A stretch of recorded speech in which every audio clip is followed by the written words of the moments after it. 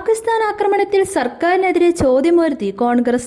പാകിസ്ഥാനെതിരായ Indian നടപടികൾ ഒറ്റയടിക്ക് അവസാനിപ്പിച്ചത് ആശ്ചര്യകരവും ചോദ്യങ്ങൾ അവശേഷിക്കുന്നതുമാണെന്ന് കോൺഗ്രസ് പ്രവർത്തക സമിതി യോഗം അഭിപ്രായപ്പെട്ടു.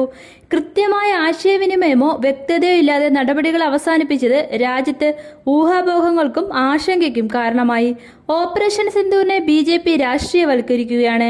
ഈ വിഷയത്തിൽ 25-ന് പ്രധാനമന്ത്രി നരേന്ദ്രമോദി NDA മുഖ്യമന്ത്രിമാരുടെ യോഗം വിളിച്ചിരിക്കുകയാണ്. എല്ലാ മുഖ്യമന്ത്രിമാരെയും ആ യോഗത്തിൽ വിളിക്കേണ്ടതായിരുന്നുവെന്ന് കോൺഗ്രസ് ചൂണ്ടിക്കാട്ടി.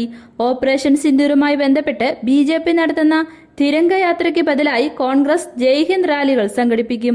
പ്രധാനമന്ത്രിയുടെ അധ്യക്ഷതയിൽ സർവകക്ഷി യോഗവും പ്രത്യേക പാർലമെന്റ് സമ്മേളനവുമാണ് കോൺഗ്രസ് പ്രധാന ആവശ്യങ്ങളിലൊന്ന്. ഇന്ത്യ പാക് വെടിനിർത്തൽ കരാർ US പ്രസിഡന്റ് ഡൊണാൾഡ് ട്രംപ് ആദ്യം പ്രഖ്യാപിച്ചത് എന്തുകൊണ്ടാണെന്ന് കോൺഗ്രസ് ചോദിച്ചു. കാശ്മീർ പ്രശ്നം ഇന്ത്യയും പാകിസ്ഥാനും തമ്മിലുള്ള ഉഭയകക്ഷി വിഷയമാണെന്നത് കാലാകാലങ്ങളായി അംഗീകരിക്കപ്പെട്ടതാണ്. എന്നാൽ ട്രംപിന്റെ നിലപാട് വിഷയത്തിന് രാജ്യാന്തര മാനം നൽകി. പഹൽഗാം ഭീകരാക്രമണത്തിൽ ഇന്റലിജൻസ് വീഴ്ച സംബന്ധിച്ച ചോദ്യങ്ങൾ കോൺഗ്രസ് ഉയർത്തി. കേണൽ സോഫിയ ഖുറേഷിക്കെതിരെ അപകീർത്തികരമായ പരാമർശം നടത്തിയ മധ്യപ്രദേശ് മന്ത്രി രാജിവെക്കണമെന്നും കോൺഗ്രസ് ആവശ്യപ്പെട്ടു. പൊതു ഇടങ്ങളിൽ നടത്തുന്ന അഭിപ്രായങ്ങളിൽ ഒരേ ലൈൻ പിന്തുടരണമെന്നത് പുതിയ KPCC നേതൃത്വത്തോട് രാഹുൽ ഗാന്ധി നിർദ്ദേശിച്ചു. ഓരോ അഭിപ്രായം സ്വീകരിച്ചില്ലെങ്കിൽ പാർട്ടി ഓരോ വിഷയത്തിലും മുന്നോട്ട് വയ്ക്കുന്ന കാഴ്ചപ്പാടുകൾ ജനങ്ങളിലേക്ക് കൃത്യമായി എത്തില്ലെന്നും അദ്ദേഹം പറഞ്ഞു.